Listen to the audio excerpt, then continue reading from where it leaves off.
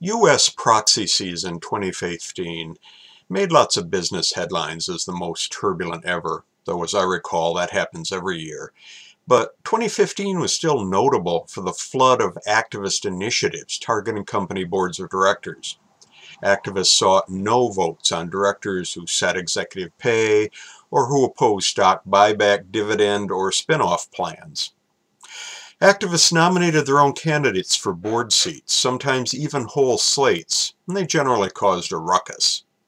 DuPont famously battled Trian Fund's Nelson Peltz, who wanted to take over DuPont's board and break up the company.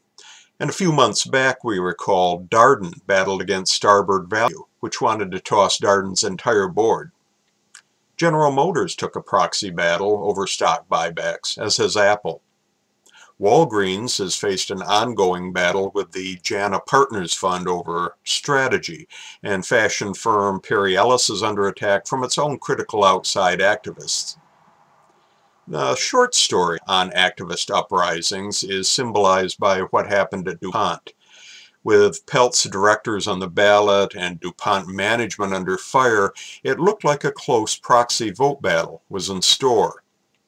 But as with the recent British general election, the predictions proved wrong, and the vote outcome wasn't really close.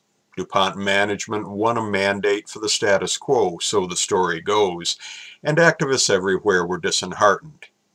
Not really. With investor activism, proxy vote tallies are the 10% of activity we see above the surface, sort of like with icebergs.